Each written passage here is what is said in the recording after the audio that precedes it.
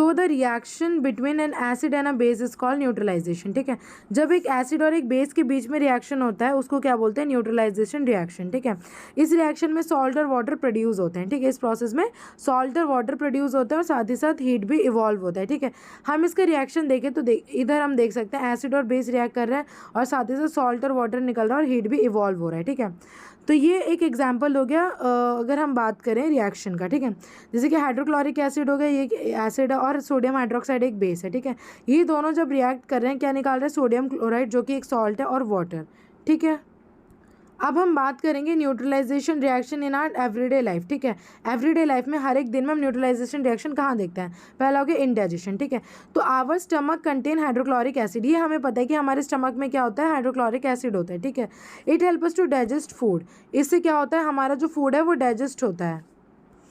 As you have learn in chapter number 2, but too much acid in the stomach causes indigestion. ठीक है, but अगर बहुत ज़्यादा acid हो जाएगा तो हमारे पेट में क्या हो जाएगा, इंडाइजेशन होगा। ठीक है, तो समटाइम्स इंडाइजेशन इज़ पेनफुल, कभी कभी क्या होता है इंडाइजेशन जो होता है उसमें दर्द भी होता है हमारे स्टमक में। ठीक है, तो इंडाइजेशन को ठीक करने के लिए हम क्या लेते हैं, एंटासिड लेते हैं। ठीक है, जैसे कि हमारा हो गया मिल्क ऑफ मैग्नीशिया, जिसमें क्या होता है, मैग्नीशियम हाइड्रोक्साइड होता है। ये क्या करता है, बहुत ज़्यादा जो एसिड होता है उसके इफेक्ट को क्या कर देता है, न्यूट्रलाइज कर देता है। तो हमारा ये जो क्या हुआ, मैग्नीशियम हाइड्रोक्साइड क्या हुआ, ये एक तरीके का बेस होता है, वो हमारे एसिड के साथ रिएक्ट करके एसिड की एक्टिविटी को न्यूट्रलाइज कर देता है। ठीक है, तो ये हमने देखा हमारे इनडाइजेशन के टाइम पे हमारे स्टमक में जब एसिडिटी एक्सेस हो जाती है तो क्या होता है। ठीक है, अब हम दूसरा देखेंगे एंट बाइट। ठीक है, तो बेसिकली क्या होता है, when an ant bytes it inject the acidic liquid formic acid into the skin. ठीक है, जब भी कोई चींटी काटती है तो वो क्या करती है, हमारे स्किन में एक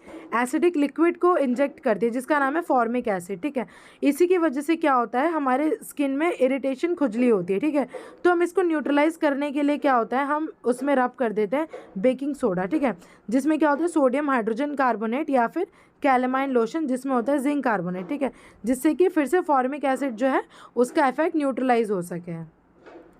तीसरा हम देखते हैं सॉइल ट्रीटमेंट। ठीक है, क्या होता है, बेसिकली कुछ चीज़ें होती हैं हमारे सॉइल में, जब हम कुछ केमिकल फर्टिलाइजर्स ऐसे होते हैं जो हमारे सॉइल को या तो बहुत ज़्यादा एसिडिक कर देते हैं या फिर बहुत ज़्यादा बेसिक कर देते हैं। ठीक है, तो जब बहुत ज़्यादा एसिडिक कर देते हैं तो हम उसमें क्या बेसिस डालते हैं, क्विक लाइम जैसे कि कैल्शियम ऑक्साइड हो गया, स्लेक लाइम जैसे कि कैल्शियम हाइड्रोक्साइड हो गया। ठीक है, और अगर बहुत ज़्यादा बेसिक हो जाता है तो उसमें हम क्या डालते हैं, ऑर्गेनिक मैटर डालते हैं जैसे कि हमारा कंपोस्ट होता है। ठीक है, इसकी इन दोनों की हेल्प से हम क्या कर सकते हैं, एसिडिटी और बेसिसिटी को रेगुलेट कर सकते हैं।